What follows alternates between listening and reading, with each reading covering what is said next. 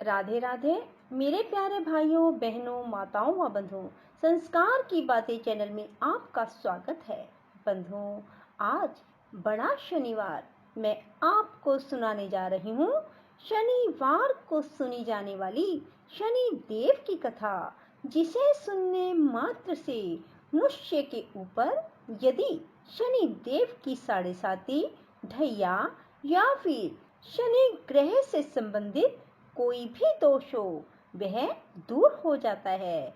बंधुओं, यदि आपने YouTube चैनल संस्कार की बातें को अब तक सब्सक्राइब नहीं किया तो जरूर करें और बेल आइकन दबाना ना भूलें, ताकि आपको हमारी आने वाली सभी वीडियोस की जानकारी सबसे पहले हो सके। बंधुओं, वीडियो को पूरी सुनने के बाद कमेंट बॉक्स में जय शनिदेव महाराज की जरूर लिखें। बोलो शनिदेव महाराज की जय हो।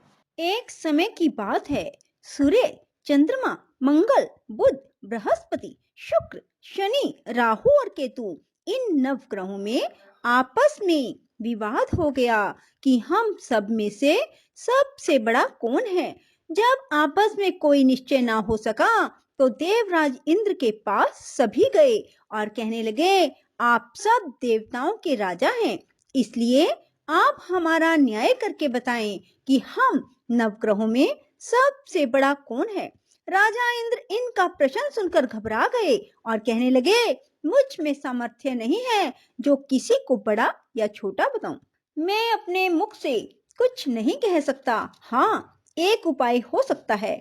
इस समय पृथ्वी पर राजा विक्रमादित्य बड़ा न्याय करता है, अतः आप सब जाकर उनसे फैसला करा लो। यह सुनकर सभी ग्रह देवता चलकर भूलोक में राजा विक्रमादित्य की सभा में आकर उपस्थित हुए और अपना प्रश्न राजा के सामने रखा। राजा उनकी बात सुनकर बड़ी चिंता में पड़ गए। मैं अपने मुख से किसको बड़ा और किसको छोटा बताऊं? जिसको छोटा बताऊंगा वही क्रोध करेगा। परंतु उनका झगड़ा निपटाने के लिए राजा ने एक उपाय सोचा और उसने सोना, चांदी, कांसा, पीतल, शीशा, रांगा, जस्ता, अभ्रक और लोहा धातुओं के 9 आसन बनवाए। सब आसनों को क्रम से, जैसे सोना सबसे पहले और लोहा सबसे पीछे बिछाए। इसके बाद राजा ने सब ग्रहों से कहा, आप सब अपने अपने आसनों पर बैठ जाएं। जिसका आसन सबसे आगे वह सबसे बड़ा, जिसका आसन सबसे पीछे वह सबसे छोटा जाने, क्योंकि लोहा सबसे पीछे था और वह शनि देव का आसन था। इसलिए शनि देव ने समझ लिया कि राजा ने मुझे सबसे छोटा बना दिया। इस पर शनि देव को क्रोध आया और उसने कहा, राजा, तू मेरे पराक्रम को नहीं जानता। सूर्य एक राशि पर 1 महीना, चंद्रमा 2.25 दिन, मंगल 1.5 महीना, बृहस्पति 13 महीने, बुध और शुक्र 1 महीने, राहु और केतु दोनों उल्टे चलते हुए केवल 18 महीने रहते हैं। परंतु मैं एक राशि पर 2.5 और 7.5 साल तक रहता हूँ। बड़े बड़े देवताओं को भी मैंने भीषण दुख दिया है।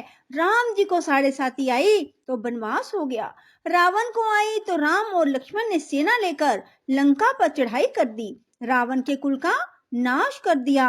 हे राजा, अब तू सावधान रहना।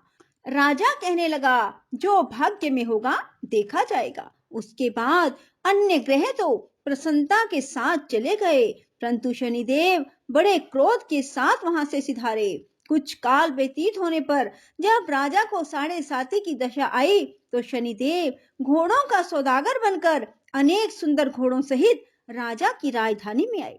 जब राजा ने सौदागर के आने की खबर सुनी तो अपने अश्वपाल को अच्छे अच्छे घोड़े खरीदने की आज्ञा दी। अश्वपाल ऐसे अच्छे नस्ल के घोड़े देखकर और उनका मूल्य सुनकर चकित हो गया और तुरंत ही राजा को खबर दी। राजा उन घोड़ों को देखकर एक अच्छा सा घोड़ा चुनकर उस पर सवारी के लिए चढ़ा। राजा के पीठ पर चढ़ते ही घोड़ा जोर से भागा। घोड़ा बहुत दूर एक बड़े जंगल में जाकर राजा को छोड़कर अंतर ध्यान हो गया।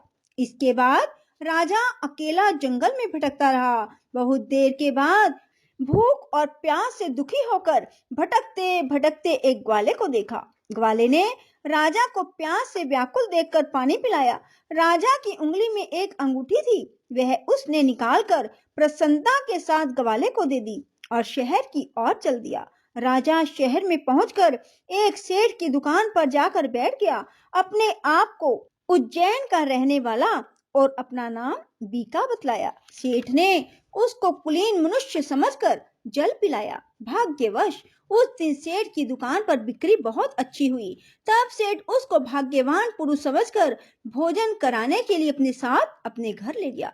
भोजन करते समय राजा ने एक आश्चर्य की बात देखी कि खूंटी पर हार लटक रहा है और वह खूंटी उस हार को निगल रही है। सेठ को कमरे में हार ना मिला तो सब ने यही निश्चय किया कि सिवाय बीका के कोई इस कमरे में नहीं आया, अतः अवश्य ही उसने हार चोरी किया है।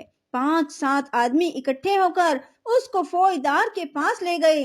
फौजदार ने उसको राजा के सामने उपस्थित कर दिया और कहा, ये आदमी तो भला प्रतीत होता है, चोर नहीं मालूम होता, परंतु सेठ का कहना है इसके सिवाय और कोई घर में आया ही नहीं, अवश्य ही इसी ने चोरी की है। तब राजा ने आज्ञा दी कि इसके हाथ पैर काटकर चौरंगिया किया जाए। राजा की आज्ञा का तुरंत पालन किया गया और बीका के हाथ पैर काट दिए गए। कुछ काल के बाद एक तेली उसको अपने घर ले गया। बीका कोलू पर बैठा हुआ अपनी जुबान से बैल हाँकता रहा। कुछ वर्षों में शनि की दशा समाप्त हो गई। एक रात को वह वर्षा ऋतु के समय मल्हार राग गाने लगा। उसका गाना सुनकर उस शहर के राजा की कन्या उस राग पर मोहित हो गई और दासी को खबर लाने के लिए भेजा कि शहर में कौन गा रहा है। दासी सारे शहर में फिरती फिरती क्या देखती है कि एक तेली के घर में चौरंगिया राग गा रहा है। दासी ने महल में आकर राजकुमारी को सब वृतांत सुना दिया। बस उसी क्षण राजकुमारी ने यह प्रण लिया, चाहे कुछ हो मुझे इस चौरंगिया के साथ विवाह करना है। माता ने कहा, पगली यह क्या बात कह रही है, तुझको किसी देश के बड़े राजा के साथ परनाया जाएगा।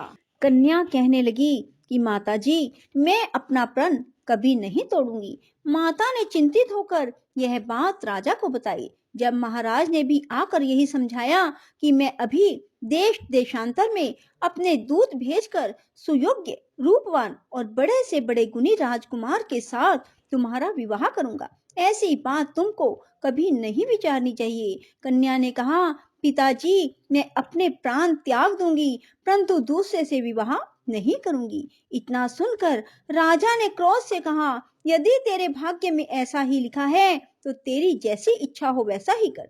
राजा ने तेली को बुलाकर कहा, तेरे घर में जो चौरंगिया है उसके साथ मैं अपनी कन्या का विवाह करना चाहता हूँ। अपने घर जाकर विवाह की तैयारी करो। राजा ने उसी समय राजकुमारी का विवाह चौरंगिया विक्रमादित्य के साथ कर दिया।